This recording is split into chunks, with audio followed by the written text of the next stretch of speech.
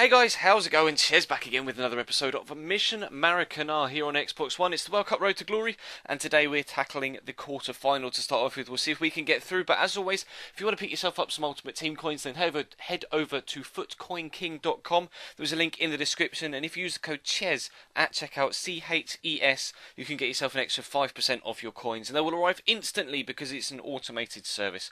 So, of course, check that out in the description, and we'll move on to the video opening. One pack to congratulate or reward ourselves for getting through the round of 16 stage of the World Cup that we did last night. If you missed that episode, then there is an annotation in the bottom left hand side of your picture to take you to it. But we're heading into the quarter-final today against a team that, well, theoretically I guess it's Portugal, but this guy actually has a very, very strong side. He does have a couple of Portuguese players in there, one of which being Cristiano Ronaldo and Nani on the other side. So two Portuguese fast 5-star skillers either side of Klaas-Jan Huntelaar. Quite a strong midfield as well as Strootman, Jack Wilshere and Cesc Fabregas. Very, very strong defence as well, and he actually got me on the back foot here to start off with, cutting inside Cristiano Ronaldo. Eventually we're able to get the ball off him. Maybe a question of a penalty, but also maybe perhaps it was just Ronaldo being a little bit light on his feet and falling over a little bit too softly. But Santi Cazorla gets played in the other end, and we immediately catch him on the counter-attack, and 13 minutes in we find ourselves with a good 1-0 lead. But he was going to come straight back up the other end again. He, as you might expect, tried to utilise that left-hand side with Cristiano Ronaldo, and just a couple of minutes after we went in front, he was able to bring it back to 1-1. Bit of an easy goal. The goalkeeper could have palmed that absolutely anywhere, but of course he palms it straight to the feet of his attacker, and Klaas-Jan Huntelaar puts it into the back of the net. But EAIDS draws a corner out of the goalkeeper here. Good save from, I think, who's he got in goal? I can't remember who he's got in goal. He's a decent goalkeeper though, and the ball comes in. Ogbonna, rather stereotypical for the World Cup DLC. Centre-back wins a header from a corner, and we take ourselves a 2-1 lead. Still only in the 21st/22nd minute, and we still went down for the first half, literally, and again, 5 minutes after that, Verena beats the defender on the right-hand side with a nice little move, and then he stands the ball up. Odic, unfortunately, heads the ball against the post, but again, rather stereotypically, the ball rebounds straight to an attacker as opposed to away or to a defender, and we're able to profit from it this time. So it's 1-1 on terms of EAIDS, but 3-1 in terms of the actual scoreline. And Verena plays through Santi Cazorla down the right-hand side into the second half now, trying to put the game to bed if we possibly could. Juanfran's going to stand the ball up towards the back post, and Verena, tiny little man, wins the header at the back stick, and we take a 4-1 lead, and there's still 35 minutes left to play in this second half, and we were, in fact, going to get ourselves a fifth goal as well. Nice ball over the top to EAIDS. Not really too sure why he brought his goalkeeper out here, because that opened up the angle for the Croatian to be able to smash it into that far top corner. That made it 5-1, and from then on, he didn't rage quit. He just put his controller down and went and did something else. And I didn't feel like scoring, needless goals against a guy that wasn't there. So I left my controller as well, and we ran out 5-1 winners all told. So we're going to open the one guaranteed player pack, hoping that we can actually pull a similar player to Santi Cazorla that we got in the episode a couple of days ago. On Saturday, I think we pulled him.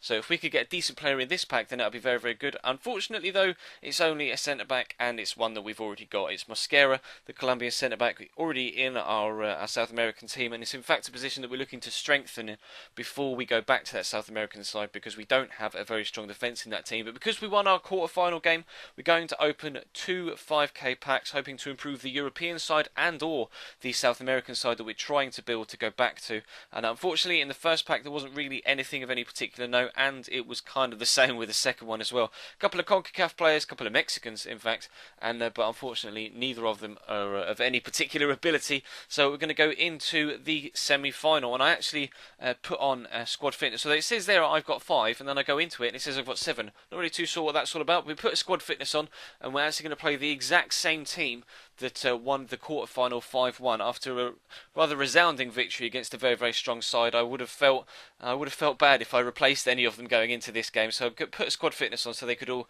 go again and hopefully try and get us another victory, get us through to the World Cup final for the second time. Very, very strong side again though. Ogbonna and company at the back with Casillas in goal. Rooney and Sturridge up top. Upgraded Candreva at cam. And his only real weak spot was Iogo at left back. I'm not really too sure whether I'm pronouncing that right. I probably am not. I apologise. But so we hit the post after about half an hour there. Santi Cazorla again twisting and turning on the edge of the box. Fantastic shot. He's got 5-star weak foot, Santi, and the left foot really was struck true through that shot there. And unfortunately, it came back off the woodwork. And then he's actually going to take a 1-0 lead here. Great turn by Daniel Sturridge on the edge of the box. But his left footed shot shot finds the back of the net, whereas mine was a little bit less accurate, and unfortunately we go 1-0 down. But in the second half, we're going to step things up, try and get ourselves back in the game. Jordi Alba and Andre Schürrle linking up. Santi with a great turn, and then an even better finish. Settles himself before finessing the ball around the goalkeeper into the top right-hand corner. Casillas is a fantastic goalkeeper, but he's not the tallest. So if you can put it right into the corners, you will score goals past him. But he was going to come straight back at me from kickoff. A little bit of aids here, but unfortunately it is eventually going to end in Daniel Sturridge having another left-footed shot.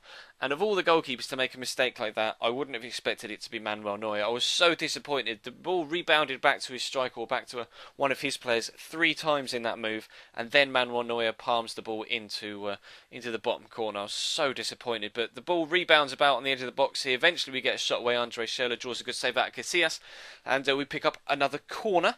Santi again is going to take it. He's got the best delivery in the side. We're not going to win, well, in fact we are going to win the first header, but we're not going to have a decent chance until the ball comes out again, and eventually more aids for my goal here, and we make it 2-2. Fantastic shot from Pogba, loads of power behind that, and again right into the corner away from Casillas where he can't quite reach it, and that made it 2-2 with 15 minutes to go. So we were looking like we were going to head towards extra time, but we were going to have another chance here 10 minutes from time. Jordi Alba, lovely lob through ball to Ivica Olic. He's going to beat the goalkeeper, and this time Iker Casillas palms it onto the post rather than Neuer that palmed it into the back of the net, and crucially that was going to prove to be the difference, because he's going to come up the other end and catch me on the counter-attack here, and he's going to score the most AIDSy of winners you've ever seen. Jermaine Lens pushes down the left-hand side. I kind of tried to read a cut inside, didn't come.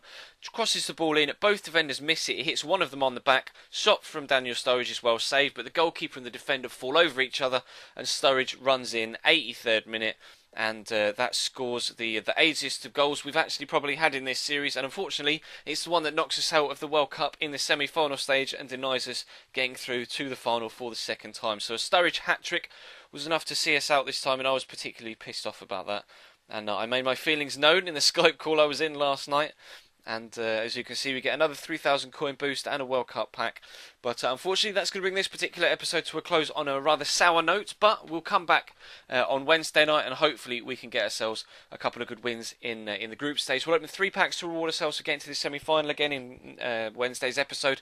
And then we'll open some more reward packs for however we get on in the group stage. But that's going to bring this episode to a close, guys. Thank you very much for watching. Feel free to leave the video a like if you enjoyed. Of course, check the channel page for anything you may have missed over the past few days, whether that be My Player or Chelsea Career Mode, that one of which was uploaded earlier on this afternoon. And, of course, feel free to subscribe to the channel if you haven't already. There's a link in the description to do so, and in the top right of your screen is an annotation. You'll also find links in the description not only to FUT Coin King, to my Twitter and to my Instagram as well. So feel free to follow me over there. But that's all for today. Thank you very much for watching, guys. We're closing in on 12,000 subs, so hopefully we can hit that soon, and I will see you next time.